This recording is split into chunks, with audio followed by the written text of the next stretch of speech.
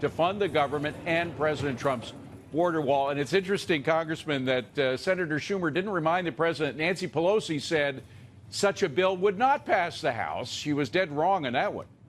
Yes, she was. And we proved it demonstrably yesterday with a magnificent vote.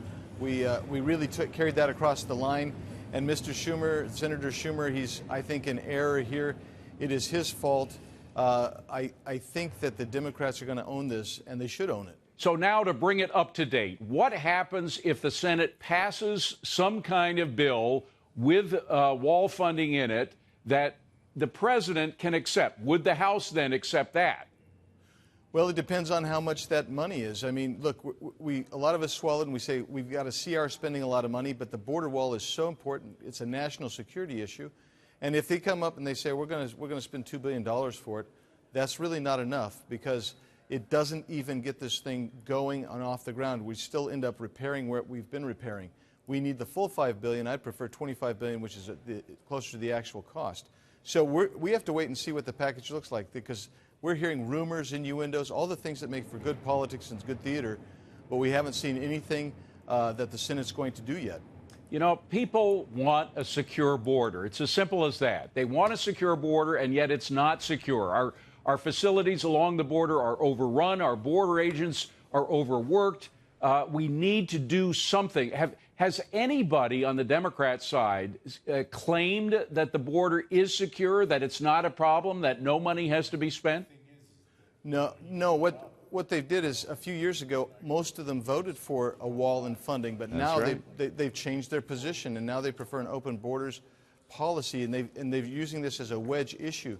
In reality, the problem is magnificent. I mean, I called Border Patrol agents just the other day to get an update, and we're seeing at that time there was something like 64 people in one group caught, and half of them going to hospitals. Another one, a Border Patrol officer a Border Patrol agent was assaulted, his head split open by a rock by a Honduran illegal immigrant.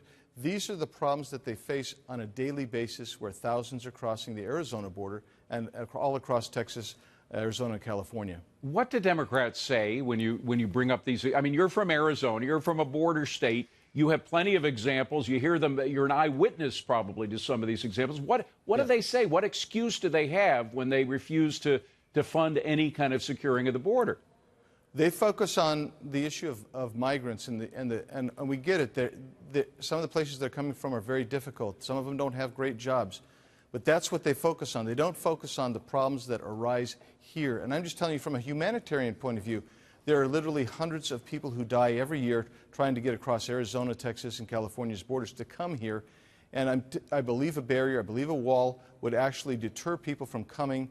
And we know that because when the San Diego Isidro wall went up, illegal crossings decreased by 85 to 90%. That's exactly the point. Is that we're, you know, it's amazing how word travels fast, particularly among potential immigrant communities. If the word gets out that things are easy up on the border, you'll get a rush of people going to border. If the word gets out that there's a wall, it's very difficult. People won't make the trek. It's not an easy trek. It's a very difficult trek. We don't want to underestimate the difficulties that these migrants go to, but they won't take that trek if they know that it's going to be almost impossible to get in.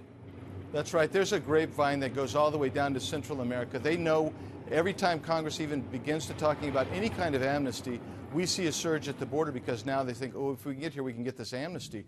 But when you saw a decrease in border traffic when President Trump came out at the beginning of his term and he's talked real tough on the border, people were very nervous. They were concerned. They quit coming. But I tell you, you've got cartels, you've got human smugglers, and these people are taking their lives into their own hands, and we need a border wall because it will deter that. Congressman, very quickly, they're giving me a wrap, but do you think there will be a shutdown, a partial government shutdown, or do you think there's going to come to some kind of deal? I believe there's going to be a shutdown. I hate to say it, but I believe there's going to be. And will it be